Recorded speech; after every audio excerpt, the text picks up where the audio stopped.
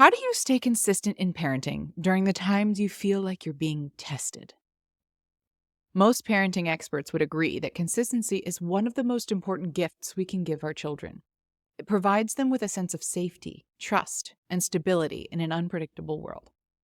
But let's be real, staying consistent with anything in life is no easy feat, let alone in the moments we are at our wits' end and are hanging on by a thread.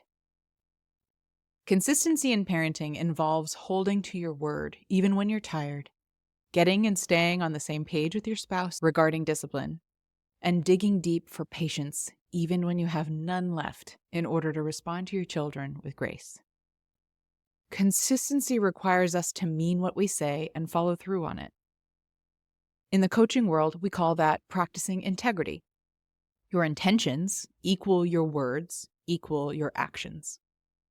But when we're inconsistent with our word, we unintentionally teach our kids that boundaries are flexible and commitments depend on our mood. And then, when we try to enforce a boundary later, they push harder because they've learned it's negotiable. I know I'm fairly new to the parenting game, as my daughter is only 2 at the time of recording this. But I'm sure you all remember the toddler days and can heave a collective sigh with me. In my view, the key to staying consistent is centered around the practices of conscious parenting and being intentional.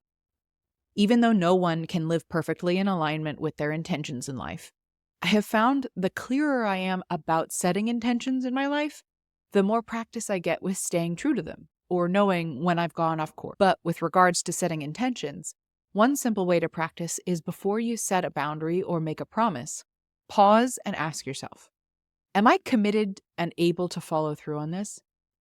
Does this align with the values I want to model for my child? Being intentional up front saves you from backtracking later, and it builds trust just like it would in any other relationship. They know you mean what you say. When parents have different approaches to discipline or expectations, it creates confusion for kids and often leads to conflict between partners. One parent might be more lenient to avoid conflict, while the other might adhere more strictly to agreements made. Before we dive back in, I want to offer you something that might just change how you move through the season of parenting. If you've ever thought to yourself, how can I lead my family with the same intention, creativity, and compassion I bring to my work life? You are exactly who I created this for. The Creative Parents Companion is a free guide filled with reflective tools, rituals, and nervous system check-ins to support you in parenting with presence and not pressure. It's not about doing more, it's about coming home to who you are as a parent, a leader, and a human being in progress. You can grab the free download at ellenbrowencoaching.kit.com/creativeparentscompanion, or just click the link in the show notes. One might prioritize consistency in emotional connection, while the other focuses on consistency in structure and routine. These differences aren't inherently bad. They can actually complement each other, but they need to be reconciled through communication and shared intentions. Here are a few actionable steps for getting aligned with your spouse. Number 1, have regular parenting check-ins. Sit down with your partner to discuss parenting goals, discipline strategies, and any challenges you're facing. This isn't about winning or proving anything, but rather a safe space to share what's working and what's not working for you so that you can get acknowledged and supported and together craft a unified approach. Number 2, respect each other's strengths. Instead of seeing your differences as problems, view them as opportunities to balance each other out. One parent might excel at setting firm boundaries, and the other is great at emotional support.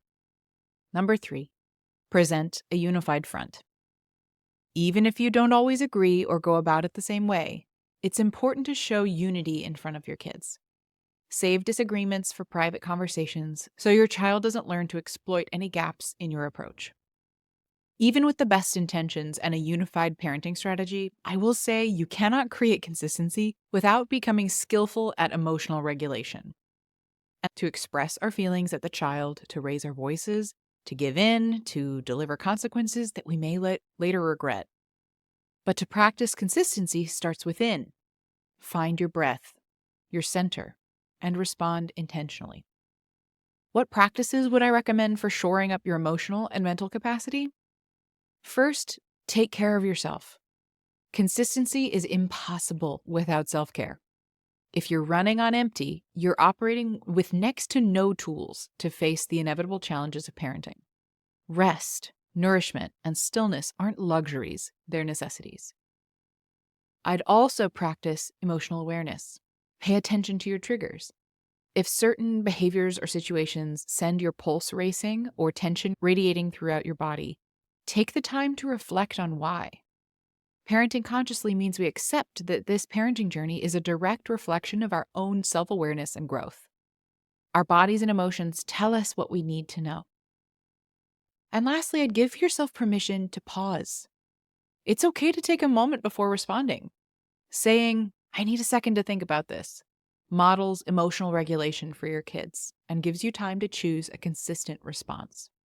If you're a parent to a little like me, where this kind of verbal communication doesn't register, then create agreements with your spouse about tapping out so that you can take the space you need to regulate in the moment. I'll say it once, and I'll say it 100 times. None of this is about being perfect. It's truly about being intentional. It's about showing up in a way that reflects your values and creates a safe, predictable environment for your kids. Even if it means you miss the opportunity to practice in the moment, you can always go back in and clean up any mess with intention and grace. Parenting is hard. Consistency is hard. Pairing the two together is what I call a high gradient practice. There will be days when you're too tired to follow through, when you and your partner disagree, or when you lose your patience. But every effort you make to align your words with your actions, to collaborate with your partner, and to self-regulate when things get tough is a step towards building your own confidence and self-trust as a parent, as well as trust and connection with your child. Just remember that you have everything you need already within you to be exactly the right parent for your child. If you enjoyed today's episode, please show your support by leaving reviews and comments. It truly would mean the world to me to hear from you. And hit that subscribe button so you never miss a day, and join me in my mission to help a world full of content creators become a world of contentment creators.